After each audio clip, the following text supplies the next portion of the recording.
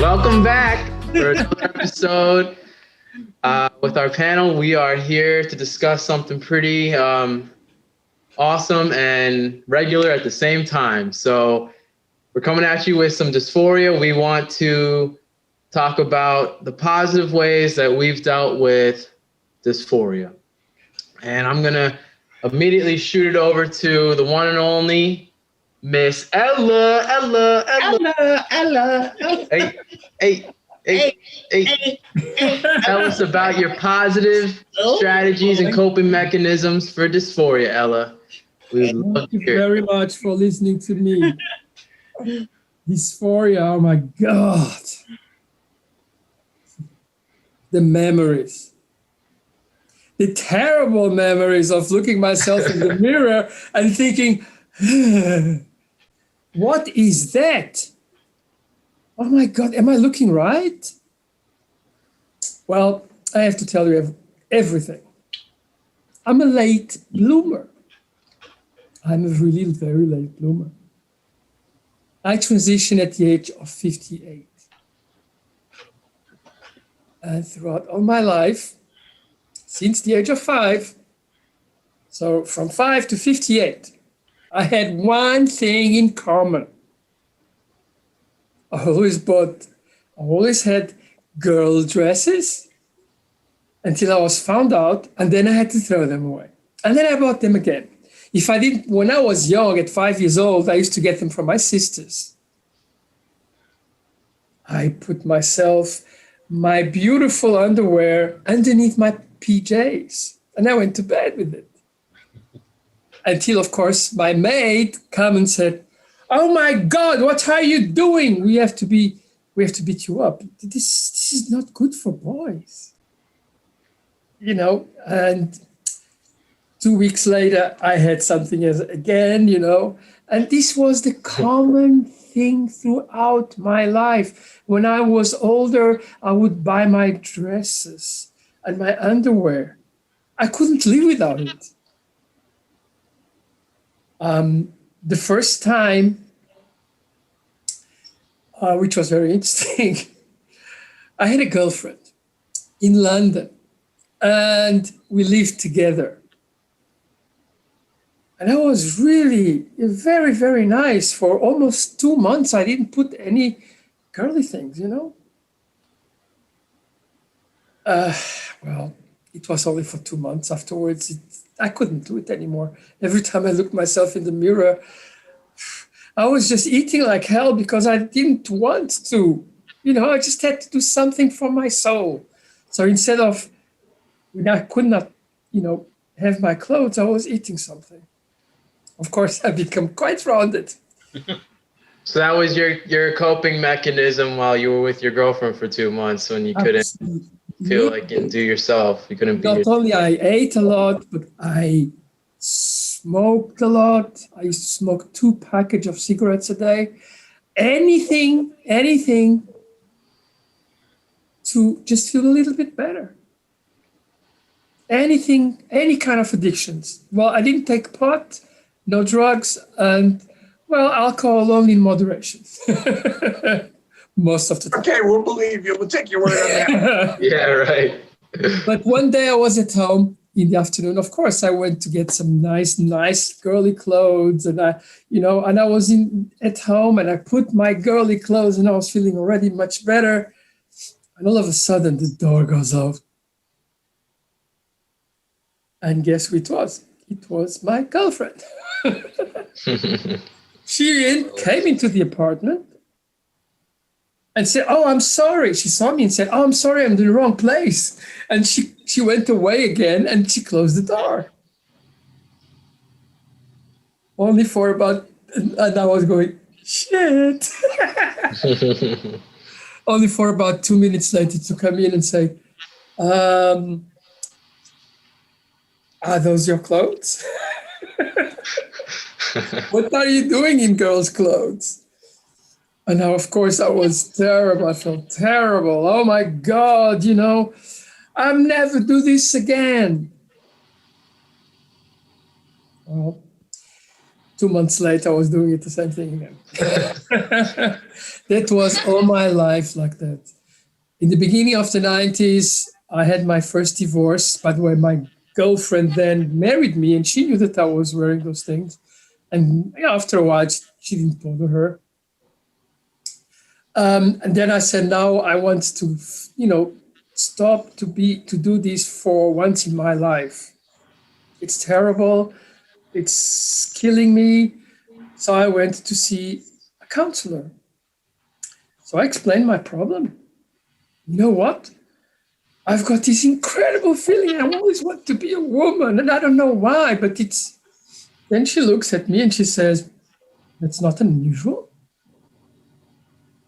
It's normal. It can be normal, Many people like you, and many people actually live very happily in the gender that they find themselves comfortable with. You're not doing anything bad. It's only in your mind that is bad. It's your dysphoria. And that changed my life completely. From that day on, I started to accept myself. It was a very, very strong moment. Well, since the 90s, I had some other issues, mainly with doctors, which didn't want to treat me. And I got very, very depressed, and I wanted to suicide, and all these kind of things. And then it came the day, and I said, now it's over. No more dysphoria. No more 2 cigarettes a day. No more alcohol like hell, because I was drinking a lot. No more feeding myself to death because I wanted to find some kind of, happiness. I have to assume myself. So I went to see a very, very good counselor here in South Florida. And she diagnosed me as gender dysphoria. And that was the beginning, HRT, all the things until now. It's now 6 years, and I live the way I always wanted to live, I was always a girl. Ella, when you first when you went to the counselor in Florida, as you were going and, embracing yourself through the ups and downs, what would you say was your go-to coping mechanism? Because I know you said, like, when you weren't coping with it, what you would do in spite would be like eating or drinking or smoking. But what would be the things that kept you from keeping the dysphoria at bay while you were embracing yourself? So like you had like that contrast in the beginning, but now you're like, you know what, I embrace this. So what did you do to keep the yourself from going back to the negative stuff? You want to know what? It's incredible. I I think it was something like February, some years ago. I decided to go and see Dr. Clark. She's a wonderful doctor. And we started. And within about 1 or 2 months, it was clear. I mean, from the first day, it was clear that there was dysphoria. But, I think it is very important, and she did very well, to make sure that it is really that. It's really dysphoria. It's really what you're really going through. And then I was, contemplating HRT. And I knew that I don't want to smoke anymore. One day, I was in bed. I think it was sometime in March or something like that of the same year. And I said, from tomorrow, I will not smoke a single cigarette anymore. Next day, cold turkey.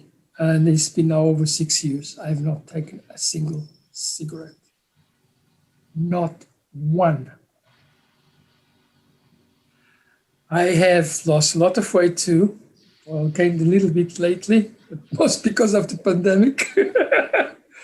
But yes, we all did. But I mean, the changes that I had in my life because of that, I feel good. I don't have to run away. I don't have to. I mean, and I have to say, for me, I had my bottom surgery, so I had, SRS. Actually, this Friday for 2 years ago. So it's going to be my anniversary this Friday. And Okay, right? yeah, and for me, this was something, and this is very personal. It's not for everybody the same, but for me, it was something I really needed. Today in the morning when I am in bed, and I, just touch between my legs. It's right. It's correct. Everything is the way it should be. No more dysphoria. It makes such a big difference. But Christian, to answer you really, my addictions just fell down. I didn't need to go through my addictions anymore because I found myself.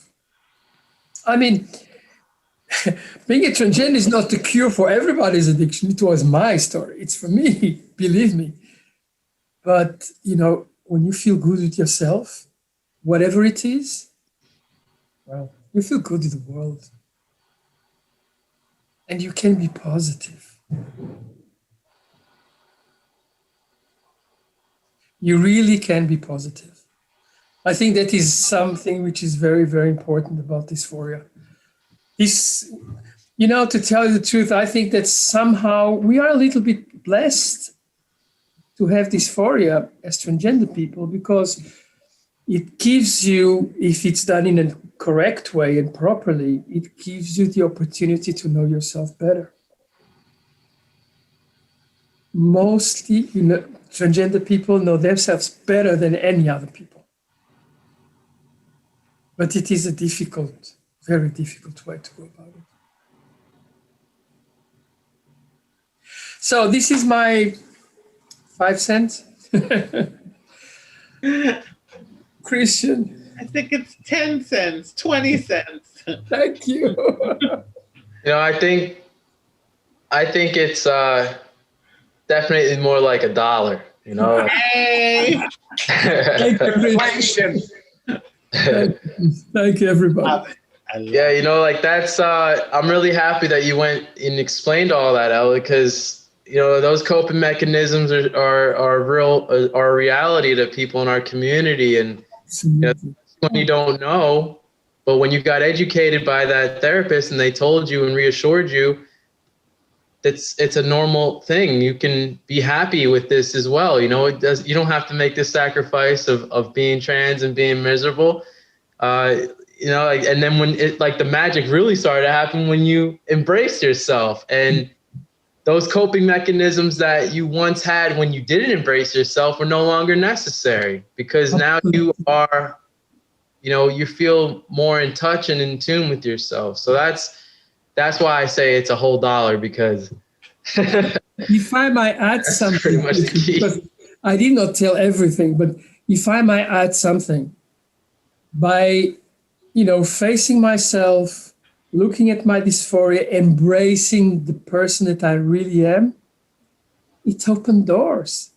I wrote 3 books after I transitioned, not before. I didn't even thought I would ever be a writer before I transitioned. It opened so many doors. That is Just so what to add. But that is just a great example of someone that, you're no better, no worse than everybody else out there, and you were just a regular person just trying to figure out what the hell you needed, and you didn't give up on yourself, and look at where you are today, helping the very people that are starting their journey or on various parts of their journey, just like how, you know, when you were starting out. So Thank you. that's a powerful story, Ella. Thank you. Is there anything else you'd like to add? That's all right. My other guru friends, they have to tell their story too. Thank you for sharing that, Ella. Welcome. And I would like to turn this over to another one and only, you know, because we're all one and onlys on this panel here.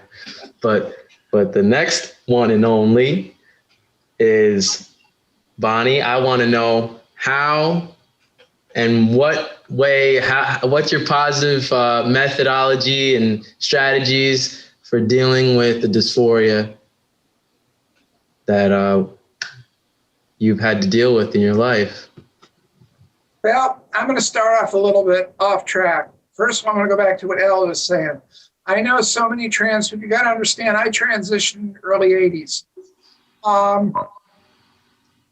I have seen so many people throughout my lifetime that after they transitioned, they no longer had a problem with alcohol. They no longer had a problem with drugs. They no longer had a lot of the problems that they had.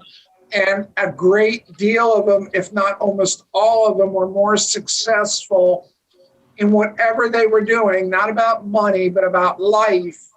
They were more successful after they transitioned. Now, transitioning can be a very, very rough few years of going through everything that you have to go through. So that's hard. And to get on what I was going to say, dysphoria,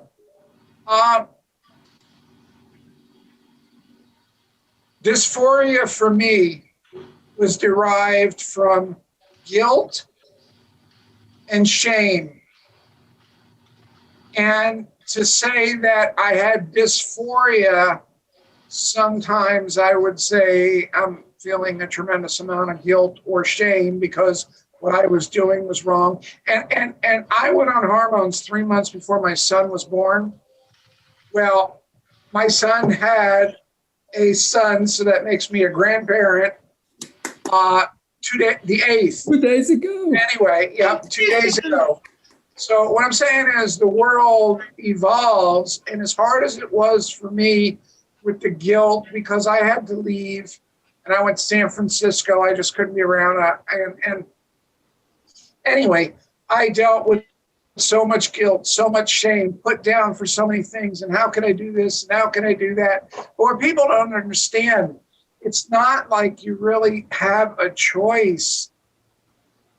If you don't deal with your that inner demon or whatever you want to call it, it will destroy you. Like Elle was saying, cigarettes, food, drinking, I mean, those things are devastating.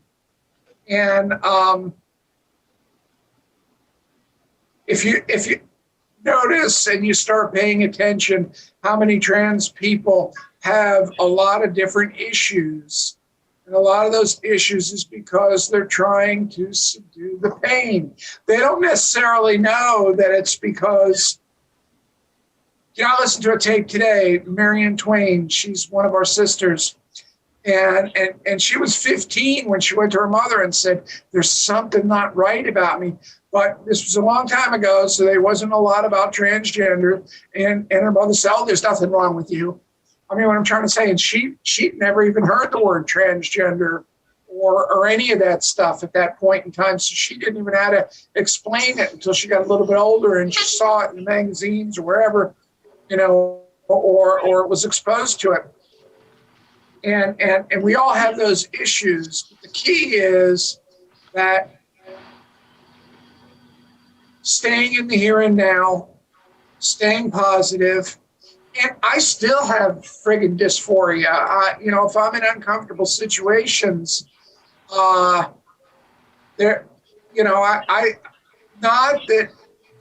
gained some weight. I used to be 165 pounds. But anyway, bottom line is not because so much the dysphoria, or like Ella was saying, but for me, probably I gained the weight as a comfort thing. Was it a comfort thing because of dysphoria? I'm not going to say it's because of dysphoria. I gained the weight because it was comfort. I wasn't happy where I'm at, and my life is not everywhere I want it to be. And I mean, I'm not complaining about anything because my life is really, really good. I'm very, very happy. I'm very thankful. I'm very everything. But, you know, I'm actually a thin person that's being inhabited by an overweight alien. Anyway, then we got that out of the way.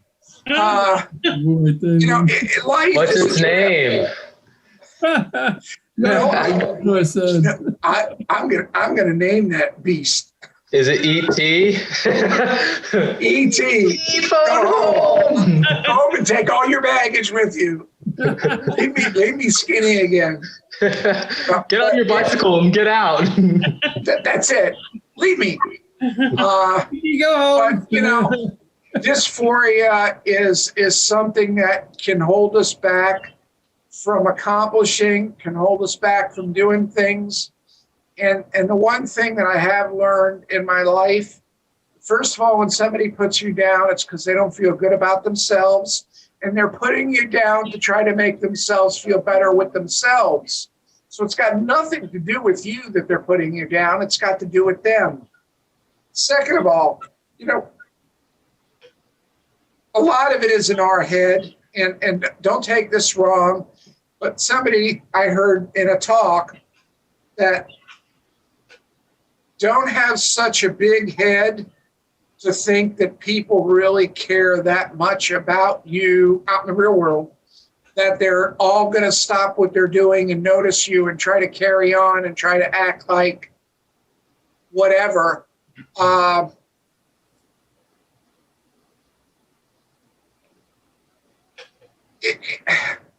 It's more in our heads than it is in other people's heads.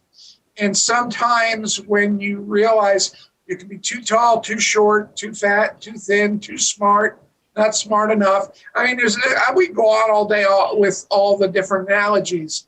But what I'm just trying to say to you is that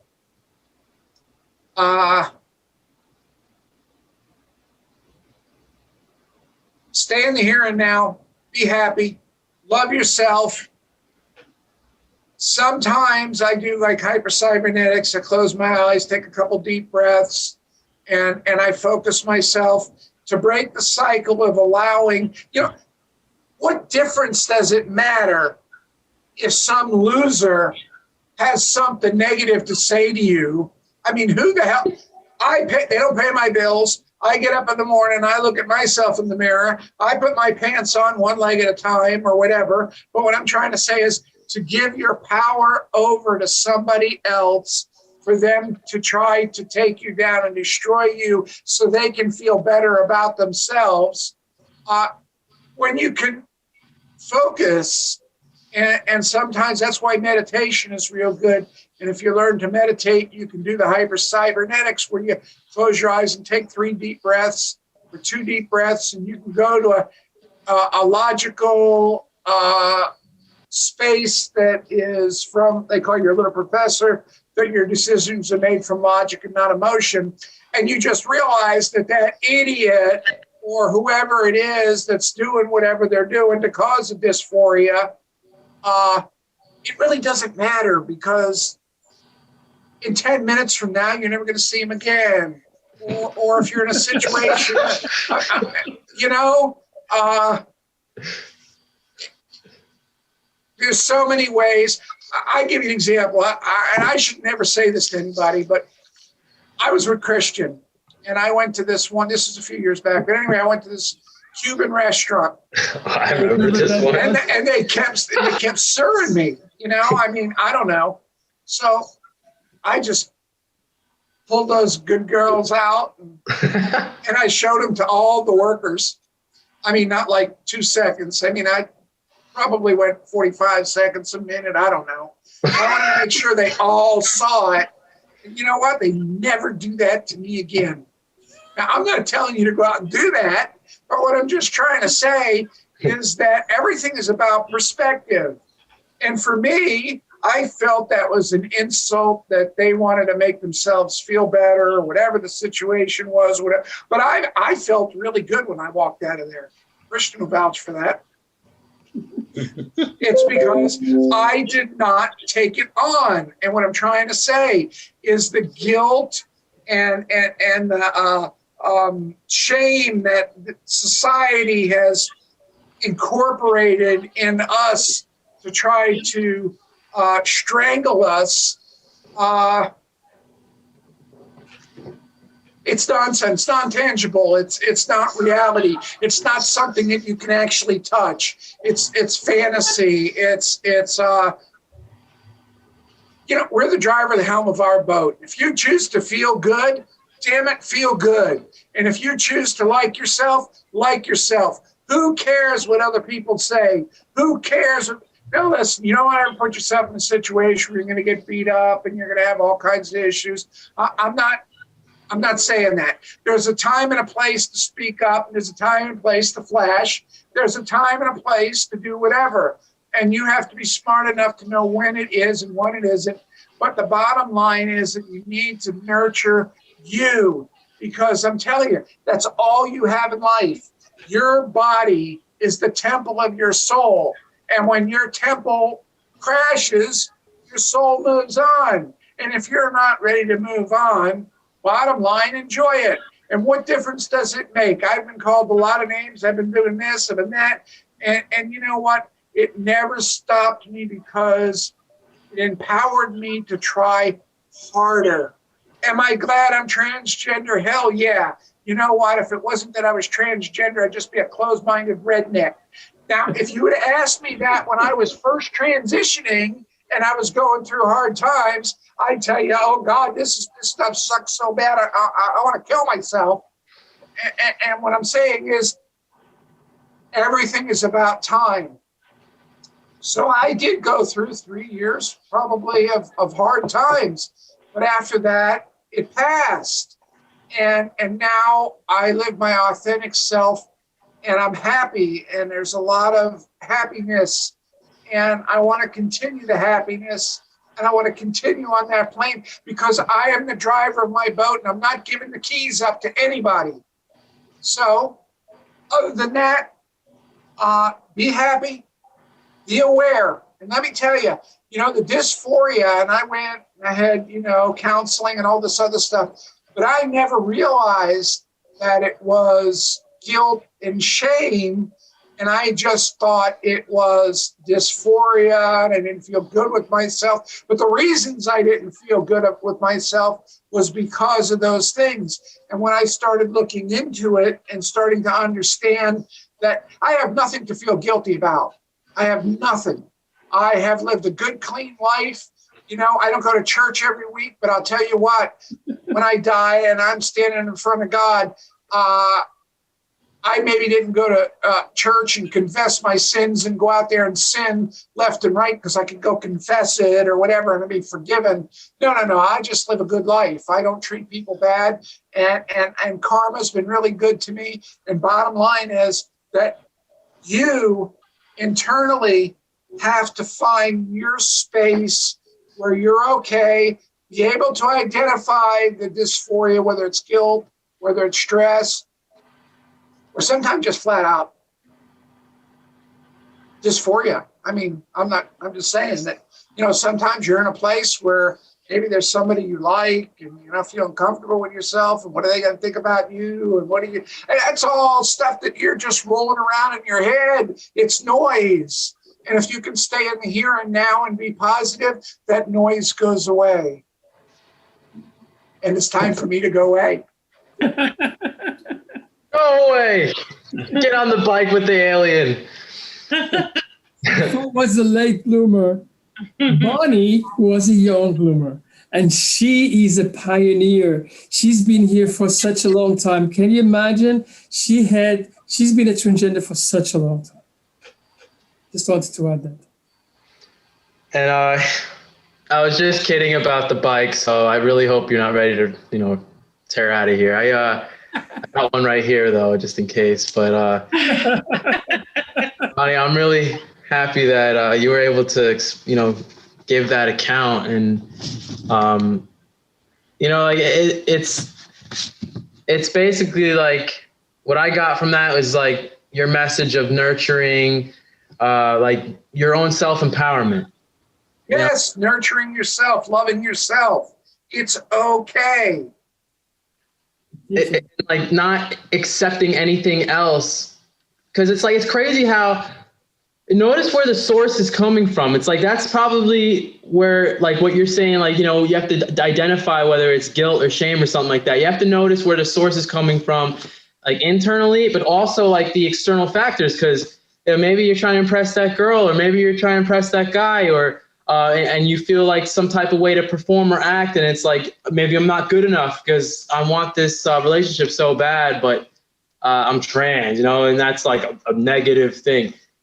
That's going to add to our dysphoria, like our boss, but no, if we stop allowing ourselves to think like that, basically what you're saying is that our perspective and is going to nurture our self-empowerment, or it'll nurture our disempowerment. You have the keys to your own vehicle.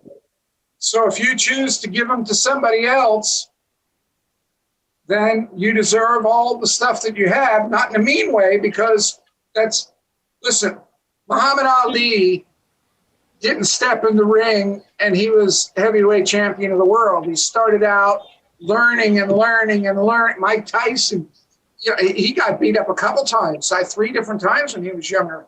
What I'm trying to say, he went back and avenged him, probably killed the people. But anyway, my point is that you need to just keep flowing and realize that you grow and nurture your growth and be aware. And I keep saying this, perspective as well as being in the here and now. You don't have to feel all those emotions. You can change. You can just say, no. Have you ever been in your life sometime where somebody called you a name, maybe when you were young, a kid, and you just called them a name back and tried to make fun of them? You made fun of it. I'm trying to say you don't have to take it on. You don't have to hang on to that noise. Like I said, sometimes people say something and you'll never see those people again in your life. So what difference does it matter? Flash them your boobs. Never mind. I'm giving bad advice here. I'm just saying that it's all about perspective, and feel good, take care of yourself, and don't allow others to control you. And you're the driver of the helm of your boat. So we all go through the pain. So I'm not making it out like, it's an easy thing. Oh no, I told you I went through 3.5 years of hell. I mean, literally. And you just need to put all that in perspective. And like I said, take care of the temple, which is your home for your soul, and don't allow anything to do it. And a lot of the problems that we all are dealing with, I've seen it so many times. It's because we're running and trying to hide something. And that's why we either have the weight, the drugs, the alcohol, or all 3. Absolutely. Sorry. I got on a roll.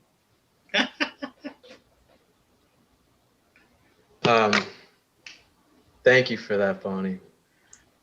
Yeah, that's, the weight, the drugs, the alcohol, rock and roll. That definitely, well, depends on how you rock and roll. I want to add something real quick. You got dysphoria. You got all these issues. You're in a place where you're uncomfortable.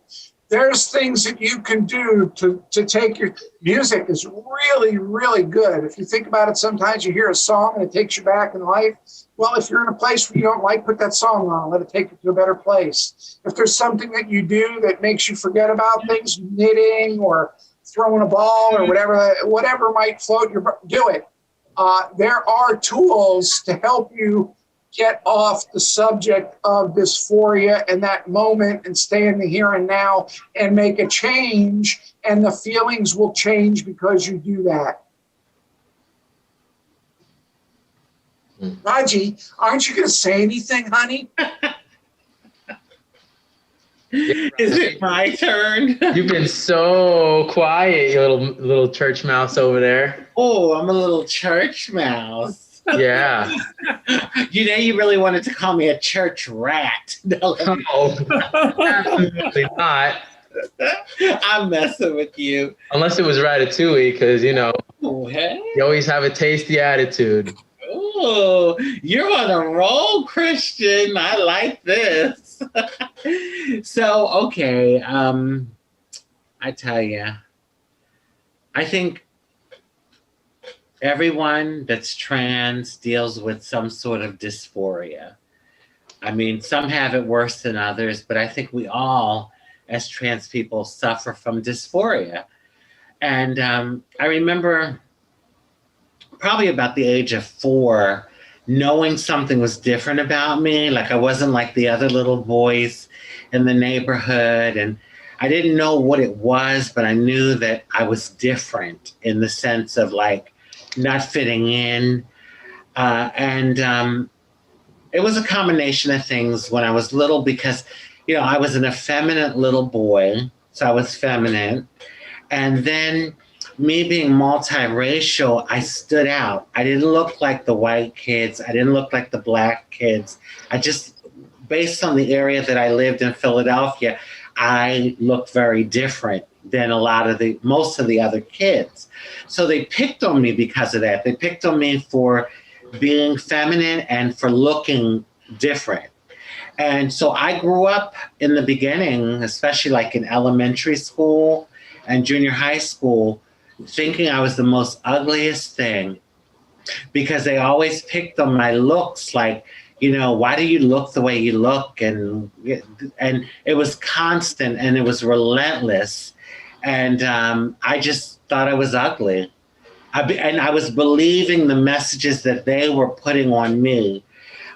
You know, I didn't know any better. And it was like, I think at that time it was so much more negative than positive. So the negative kind of outweighed things, and I started to believe it. And so the dysphoria really got bad when I started to transition as a trans woman, because you know that in-between stage that we all go through, and you know, you're not looking like a woman, you're certainly not looking like a man, you're like, and vice versa if you're female to male. You're just in this in-between stage, and people can be very cruel about that. And they were with me. They were very cruel, and just trying to find my way and trying to find what worked for me. You know, something as simple as like just finding the right clothes that, you know, because I think as trans people, we all have things that work for us. Something might work for me that doesn't work for Bonnie or Ella, you know, and Christian, another trans guy, might do something that's not going to work for you. You wouldn't do that because it just doesn't look good or it doesn't make you feel good. So dysphoria is the thing that led me down the road to black market injections. Because I would go out and I would see these other trans women and they looked so feminine and so beautiful. And I just felt like I didn't look like the woman that I wanted to look like. And so that was the thing. Dysphoria is the thing that led me down that road to black market procedures. And those black market procedures ended up going haywire, which then gave me even more dysphoria because now I had a very disfigured face. I was walking out in society. It's hard enough being trans, but try being trans with a disfigured face. And people's attitudes are, well, you asked for it. There wasn't compassion.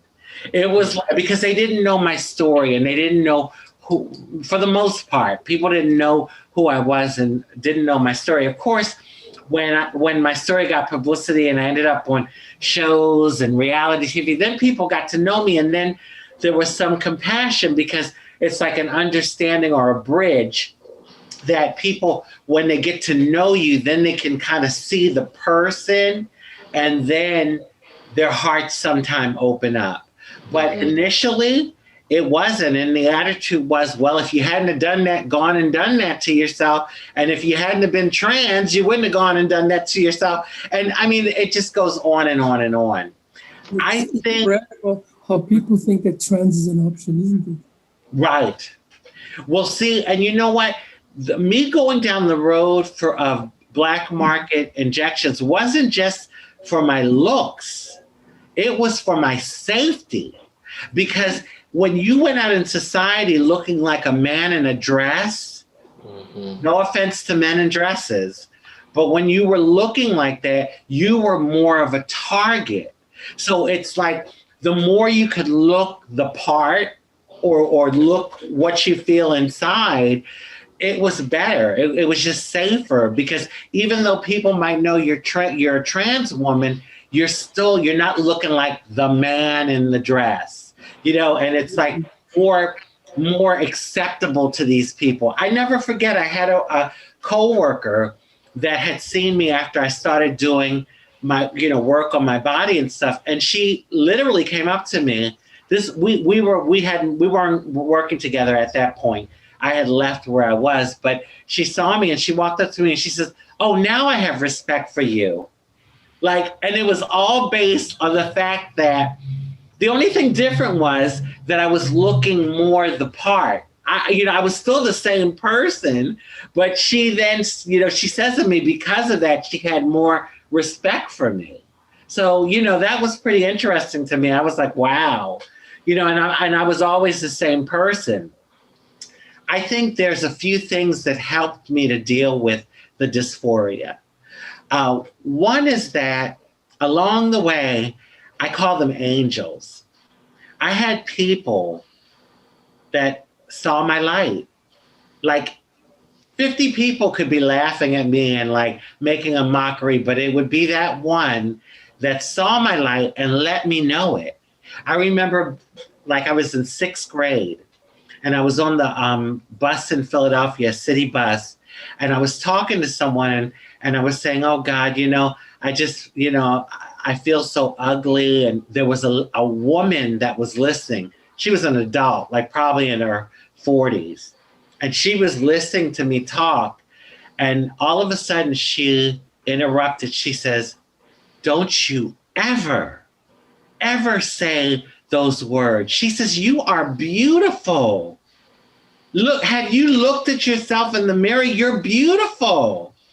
And I was like, I was speechless. She says, "Don't let anyone tell you any different.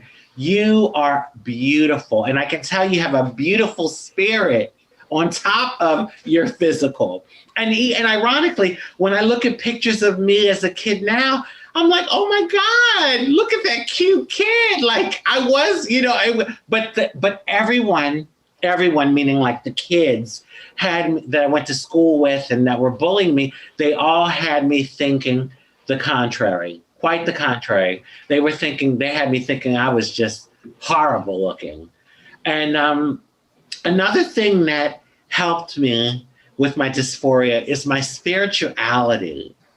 I think for the most part of my life, throughout my life, for the most part, I have had a spirituality about me. It's been the anchor. It's been the anchor to my survival and me making it in this world.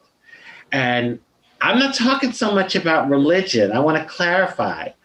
Religion and spirituality can go hand in hand, but they don't always go hand in hand. I'm not talking about doctrine. I'm talking about connection with one spirit, with the Almighty God, or whatever you want to call him, the higher power, God, the universe, that divine life source energy. I've always somewhat been plugged into that. And that's helped me to bite the bullet and keep moving forward when it felt like the whole world was against me. Confidence is another thing, and that comes with living life. You know, when I was 20, I could never have had the confidence that I have today. It's as you live life and you go through experiences. I'm sorry. Oh, I'm sorry. And I thought someone said something. And as you go through your experiences, you get a confidence. And what I've seen is when you walk with your head up and you're confident, that's the energy that you give out. And for the most part, people follow suit. When you are down about yourself, and I had many times where I was subconscious and insecure and down on myself, people prey on that. You stick out like a sore freaking thumb, and they're ready to pounce on you because they can tell you're vulnerable. It's almost like a sheep going into a wolf's den. But when you get that confidence and you hold your head up regardless, people are like, whoa, okay, you know, that kind of thing. And I'm not saying cocky. There's a difference between cocky and confident. Mm-hmm. I'm talking about confidence, you know, being assured in yourself and who you are and knowing that no matter what, no matter how you look, no matter what your situation is, no matter what, no matter where you come from, your skin color, who you are, no matter what people are saying about you, that you have a divine place on this planet because you were born, and that's your birthright. You were born into life, therefore you have a divine purpose and a divine place on this planet. Don't let anyone tell you any different. And the other day, in closing, I just want to say, I got a comment on one of my posts that I made. White American guy, he lives in Wilton Manors. I don't know who he is, but he knows who I am.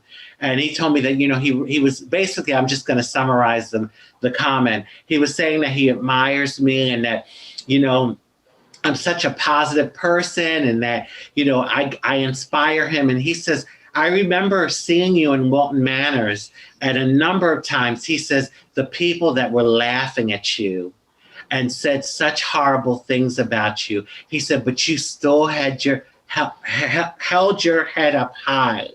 And, you know, that message, it not only affirmed for me that I wasn't delusional, because we can feel when people are talking shit.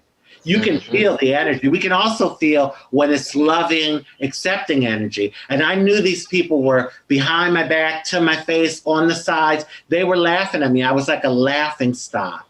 You know, I was like a freaking sideshow circus freak to them. But in the comment, he said that I didn't let it kill my spirit. Like I walked with my head up high, and despite all of that, I kept a positive, loving personality. And so that meant the world to me. And that was just the other day. I got that, I think, 2 days ago. And I thought, wow, you know, and those are the things, like, you'll get affirmations from people, sometimes from people that you know, sometimes from perfect strangers. And on that note, I'm going to throw it back to Christian. Well, I'm proud of you, Raj, and I'll go any place in public with you. Oh, thank you. Thank you. When are we going? They can laugh at me. When are we going to dinner now? Because you know I'm a girl that loves to eat. Oh, I'm not me. I'm hungry too. Do you hear that, Christian? Well, you know, I would go anywhere in public with you too, Raji, you know, like namely like out for coffee or mimosas, you know? So.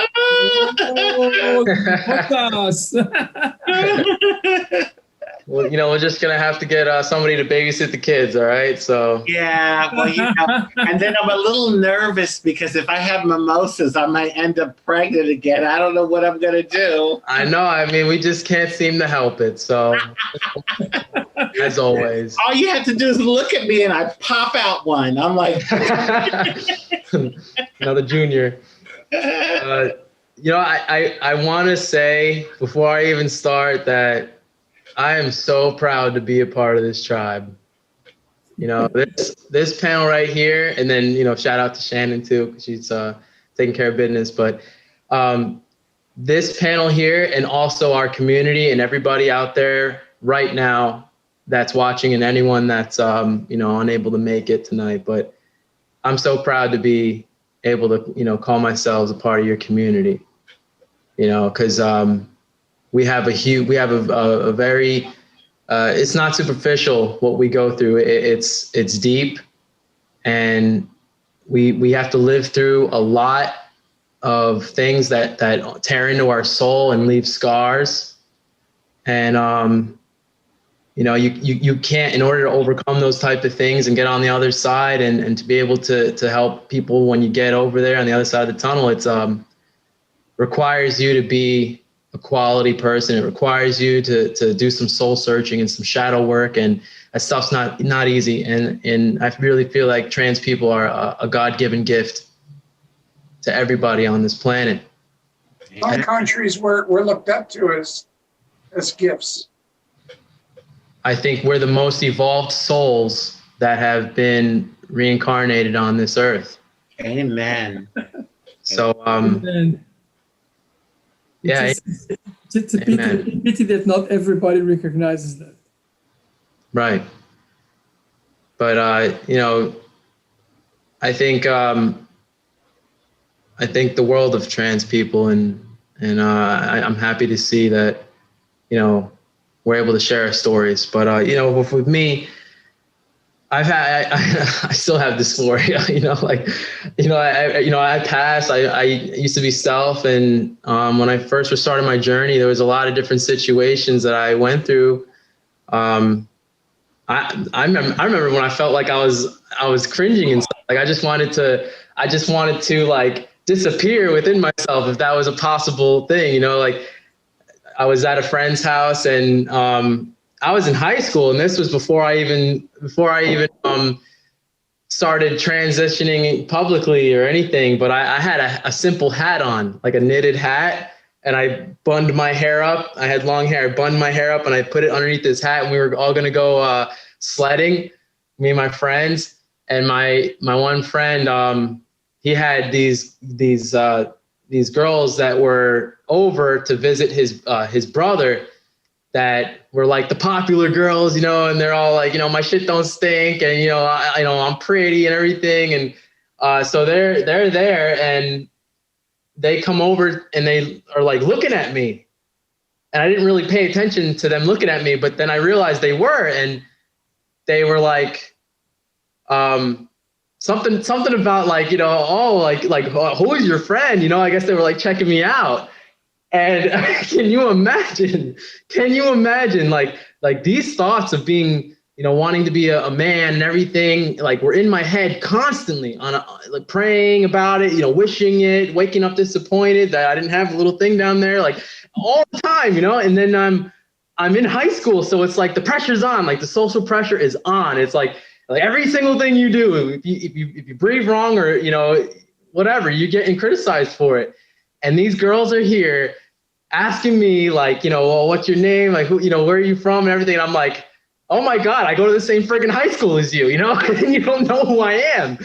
And you probably, and I realized I kind of felt like they were checking me out, and they were kind of like flirting with me. And I was like, oh my God, I don't know what to do here, you know? And then somebody came in the room, and they like just said like, oh, like, what do you mean? This is so-and-so.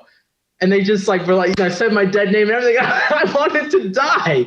I wanted to die inside. I felt like, oh my God, you know, like this is the most paralyzing situation I've ever been in, you know, when I was dealing with that. But it was this coolest situation at the same time, because it was like validating like everything inside of me that was like, you're a boy, you're a man, you're, you know, this is who you are. And I was struggling with that, like on the edge, like right at the precipice of me going to this college. I was right there, and this was happening. And that dysphoria was like no other. Like that was probably the first time I ever had dysphoria in my life. And it was the most like, it was like a cold water like was thrown on me. So I felt like and I felt alive too at the same time. It was embarrassing, but I felt alive at the same time because that was the beginning of the end. That was the beginning of me being like, damn right, I'm trans. So that dysphoria, sometimes it's cool and it's bad. One time I was in Wilton Manors, and it's like a known LGBT community, and embraced and everything. And I was in the bathroom one day at a local restaurant, and I was trying to use the bathroom, and you go through like an array of emotions throughout the day sometimes, and this is when I was already transitioned, and this was probably like 2 years ago, and I looked like this and everything. So I'm in the bathroom, and like every time I go to the bathroom, it's a dysphoric thing. Every time when I'm in public, especially every single time. Me too. Thing about my journey. Yeah, you understand, Roger? Like, yeah. Every time you go, it's like, oh, here we go. I gotta do my routine. I gotta hurry up. Gotta run in there, get out, get in. A guy pees, and it's like sometimes they don't even wash their hands. Sometimes they, so it's like they take seconds to go. But for me, it's a little bit more of a process. So, unless I want to pee all over myself. But anyway, so I'm going in there and doing my thing. We don't want that. Smells, you can't do that. So you got to be proper. So I go to the bathroom, and I look up, and I'm already like, oh, hurry up, I'm trying to do my thing. It's stressful, getting this like kind of dread feeling. Like if anybody comes in, I don't want no one to kind of see through the cracks or like on the bottom, like the way my feet are positioned. Like obviously something's going on because I'm peeing, but I'm not standing towards the toilet. You know what I'm saying, trans guys. You know what I'm saying. And I look up, and I see somebody looking at me. Like I look up and I make eye contact with somebody, because they were literally on the other side of the bathroom stall like this, looking in. And I had like a whole mix of emotions. Like I went from dysphoria to like utter shock and surprise. And then I got like pissed off, like I was like, I'm ready to fight, like I'm ready to like bring this guy's neck, and then I went from like all this while I'm sitting there, and I'm like just like paralyzed, like chilling in this stall. And then I get out, and the guy wasn't there, thank God. And when I finally like had a chance to relax, I realized that the particular area I was in, it was most likely that guy doing that because he probably was trying to get some type of sexual pleasures, sexual opportunity. He wanted to hook up. You probably wanted to hook up. And I realized this, and like mutter, I just said 2 words, like butter melting in the heat. My attitude went totally away, and I was able to walk away with my head held high and a smile on my face, and I felt like, oh wow, this guy was trying to do something with me. What a compliment. Yeah. Like I went from all these crazy emotions in a couple of seconds, and I totally changed it all around with my perspective. And I walked away from that situation. I could have been pissed off. I could have been pissed for the whole week. I could have cried to Facebook and said, "Oh my God, you know what this person did to me?" And went on a whole tangent. I didn't need to do any of that. I was so thankful that it actually happened. It kind of one question for you. Yeah. Did you wash your hands after you peed? I sure did. I love a metrosexual guy. Sometimes I feel like that gives me away because, that's weird. No. You continue to wash your hands, babes. Okay, so it's not. Women don't always wash their hands either. Come on. Boys don't wash their hands. Some girls probably don't wash their hands either. I don't know. It's a myth, But I have to tell you about Wilton Manors. I remember just before I transitioned, I used to go to a pub, which is, it is a place in Wilton Manors. And even if I was dressed as a man, I would go to the women's room because the men's room was so full of men trying to touch each other. It was amazing. Well, you know, I think we all have had our bathroom stories. I mean, I have to say, I still try to avoid using public bathrooms. Like, if I can just wait, I'll wait. And I know that that's kind of like you would think by now, but I think that's also connected to like the dysphoria that will pop up from time to time. But I remember I had already been transitioning for a while, but I still felt I wasn't woman enough to use the ladies' room yet. And I was going into the men's room still. And I never forget it. The day that it solidified that you can no longer use the men's room is I was in the men's room and I was washing my hands and the door opened and this guy was like, oh, I'm sorry, ma'am. And he's like backing out like the door and he's looking up at the sign and he's like, looking, wait a minute. This is the men's room. Like, why are you in here? You know? And after that, that was the day that solidified, okay, I guess you can use the ladies' room now. So. Sorry, Christian. You got on that bathroom thing, and I think we all have a bathroom story. So no, I'm happy. I'm happy you shared it because you know that's a pretty funny experience. Like, I guess I should use it now. It's like, yeah, Raj, you better go use the other one. Yeah. But yeah, you know, I also like I can also remember, you know, it's pretty recent. I mean, before I was with my girlfriend, I, you know, was single, you know, believe it or not, and I would go dating, and there would be two different types of Christians that came out depending on whether I allowed dysphoria to enter my mind.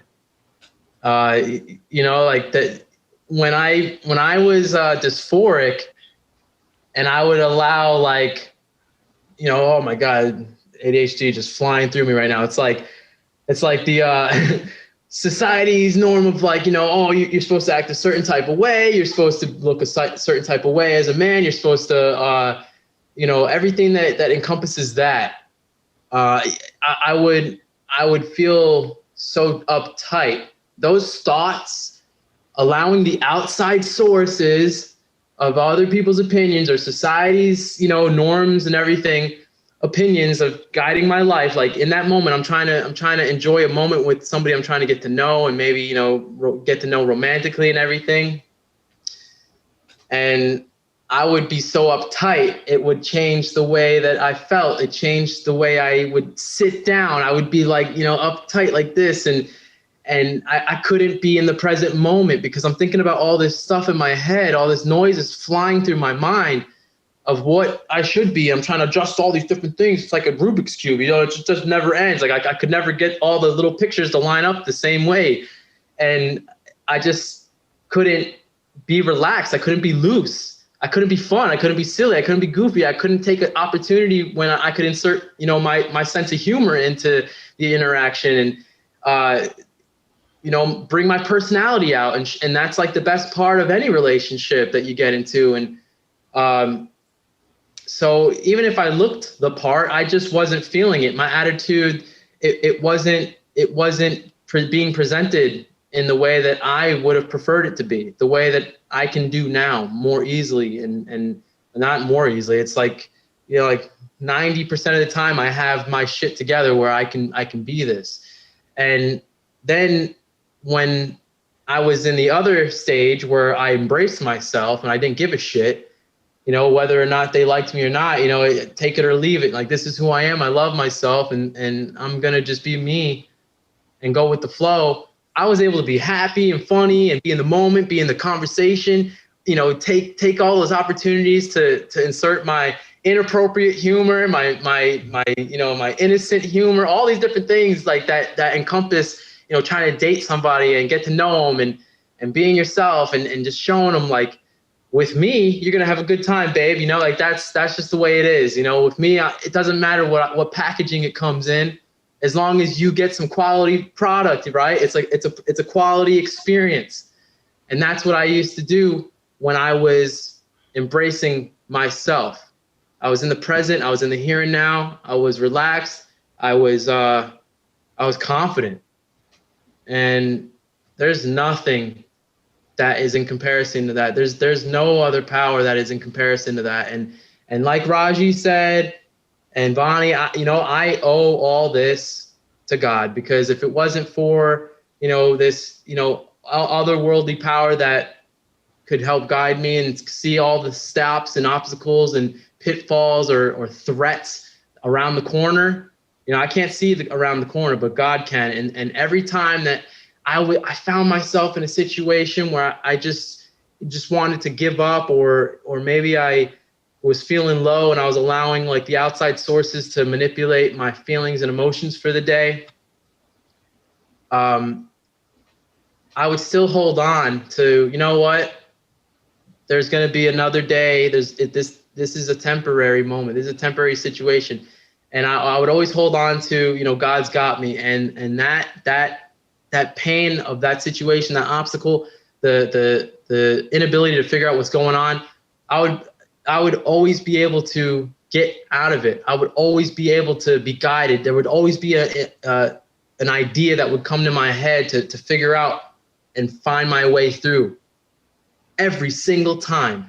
And it's increased my awareness. It's increased my ability to connect, because I feel like God is within all of us. I know people don't believe, but I do. I believe that God's in all of us, and that's what connects us as human beings, because we come from him. And because of that, like, I feel like we're his child and we all are connected.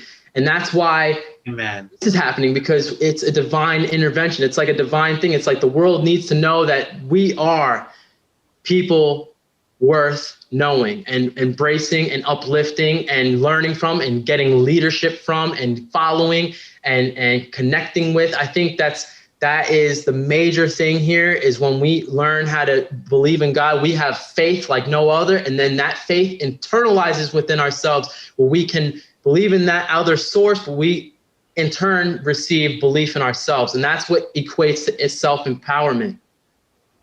Because of that belief, being able to foster and grow and increase in that. So that's why I believe in that. And there's a whole bunch of different, I don't want to talk about like, specific religions, because I like to say I'm not religious. I'm spiritual. So I believe, I don't believe in cults or gangs or anything like that. I believe that we are all spirits living we're spirits having a human experience. And with that being said, we're all here to uplift each other and get on this level, this frequency together. And we're all right now, there's all this division and stuff. We're on different levels and frequencies and vibrations and stuff, but we're leaders, we're spiritual leaders. We're trans people. I mean, everybody is, but I think the trans people are at a little bit higher level of maturity within our souls. And that's why we're here, because we have the strength from all the experience we've gone through in our past lives. We have all that knowledge, all that strength, all those different things we've been through. We overcame all those different obstacles throughout all those past lives. And now it's time to put it all together, because we have a huge mission to accomplish. And the only way we're going to accomplish that huge mission of bringing people together, cisgender, gays, anybody on the spectrum, trans people, only way we're going to be able to do that and accomplish that is if we empower ourselves. And this first step is to get the hell over our dysphoria. Yes. Amen. Amen. Yeah. So sorry for that tangent, but I just had to get it out. It was just within me and it was bubbling to the surface. So Very well said. Very well said. Very well said. God, Yeah. you had me bubbling. You had me tearing, bubbling and tearing and all kind of stuff. It's Well, powerful. It's powerful. I'm glad to have been able to bubble with you, Raji.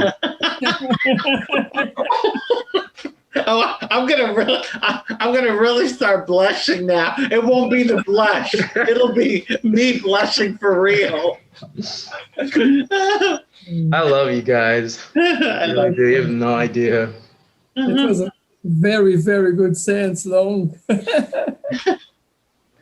But, yeah, that's what I have to say. That on I guess, dysphoria. And I wrote like this little tiny thing down because I thought it was clever, but I wrote like living according to other people's standards is like trying to upkeep a white carpet when you got kids. You know? Wow. Oh my God. Oh, that's powerful. Oh, that shit is right on it. Trying to keep a white carpet white when you have kids. Yeah. Like why even bother? Like, Impossible. Right. What a waste of time. yeah, a waste of time. Just embrace yourself, you know, and whatever tiny little step it's gonna take, whatever, you're worth it. Some people be like, oh, I see other people. I hear it all the time from some people I deal with. Like, I see other people going through life, and then they have this one thing that happens to them, or the 2 things, or 20 things that happen to them in their life, and it didn't turn out the way they wanted. Keep going.